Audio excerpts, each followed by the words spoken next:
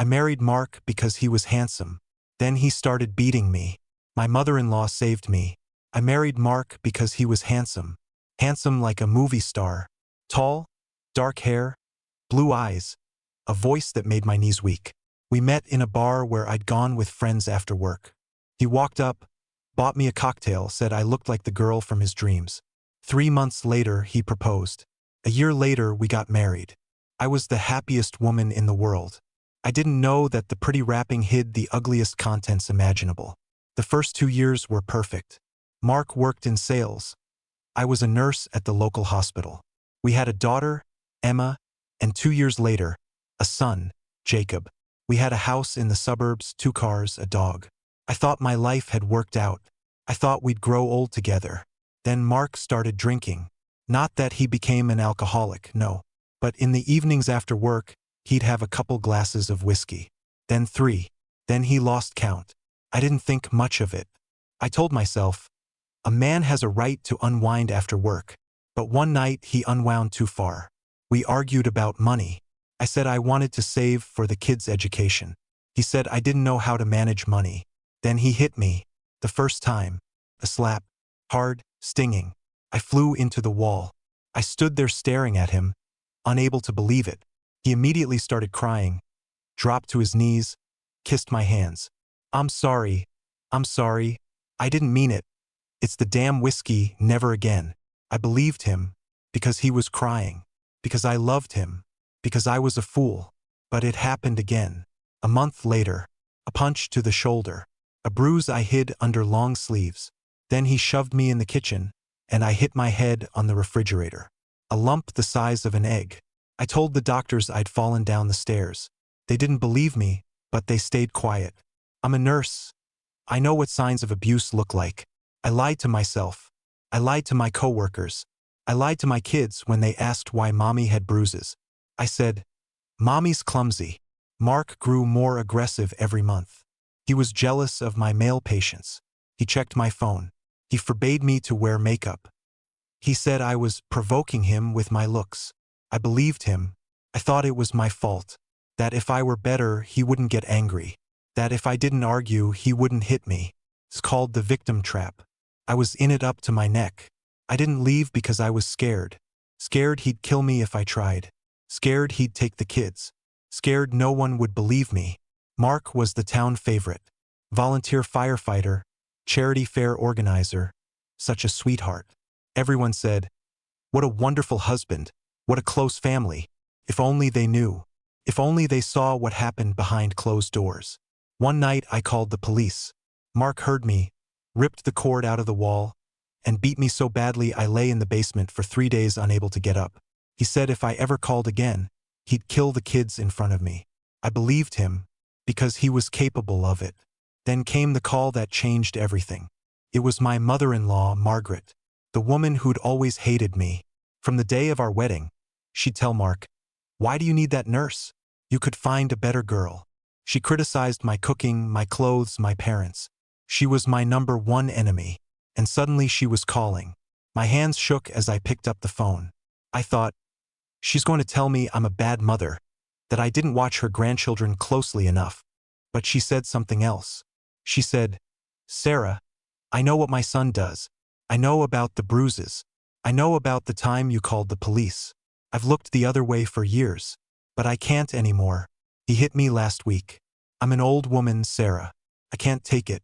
Help me stop him. I'll help you. I have proof. I couldn't believe my ears.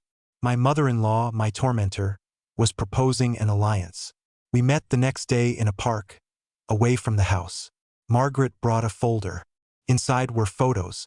Mark had hit her when she came to visit. He'd threatened to put her in a nursing home if she meddled. There was a recording of his voice saying, Mom, if you tell anyone what you've seen, I'll make sure you die alone. And no one will know. I looked at the evidence and cried. Cried from anger, from hurt, from unexpected hope. Margaret said, I know you hate me, but right now we have to unite. We have a common enemy, and that enemy is my son. I nodded, and we started planning. Not just gathering evidence, but setting a trap, provoking another outburst so we could film it all, so the police would have no doubt. so he would go to prison. Margaret gave me the keys to her house. She said I could install cameras there. I bought several hidden cameras, one shaped like a light bulb, one like a phone charger, one like a smoke detector. We set them up in the living room, kitchen, hallway.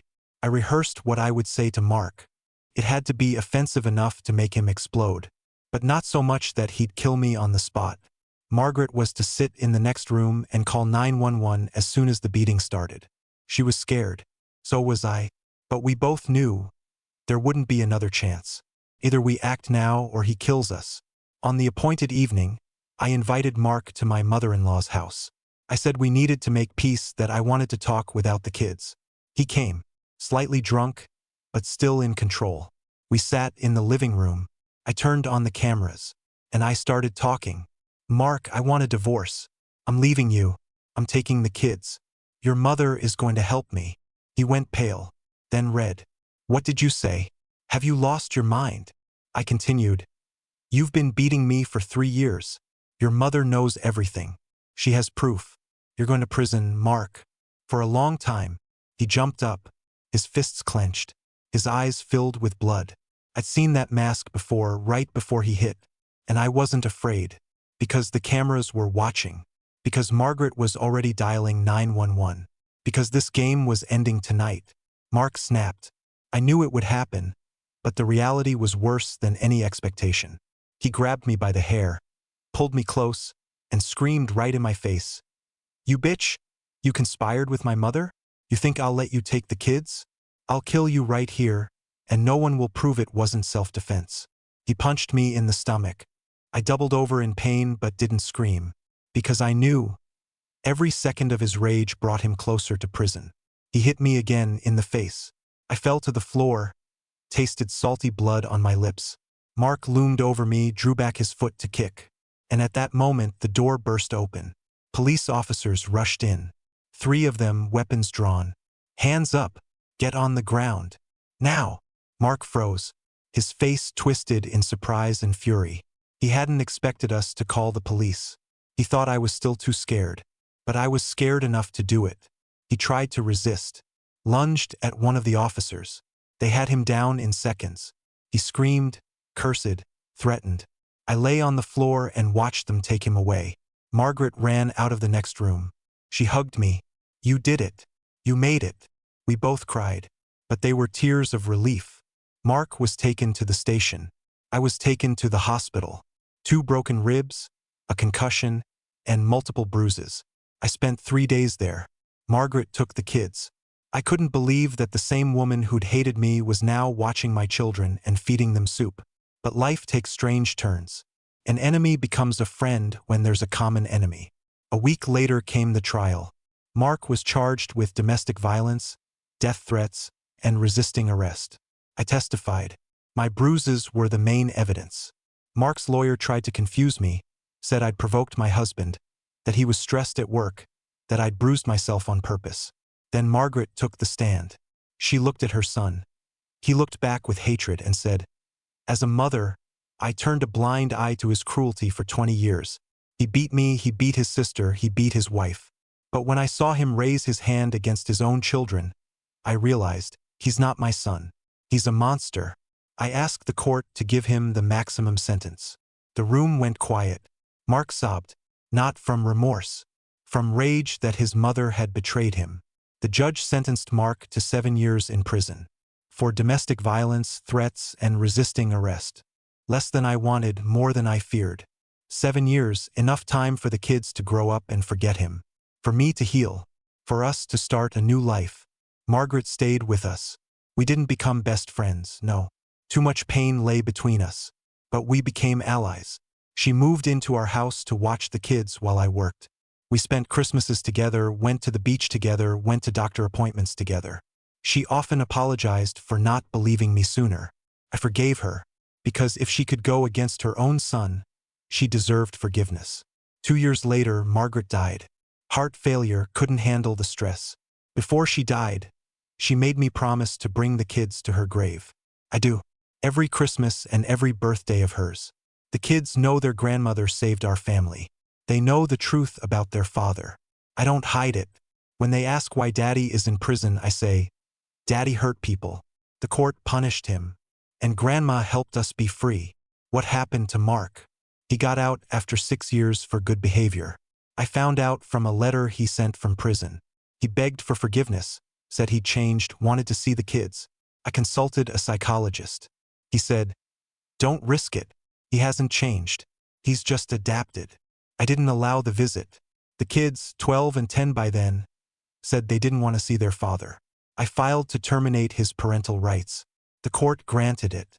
Mark ended up without kids, without a wife, without a mother. He lives in another town, works construction. Sometimes he sends cards on their birthdays.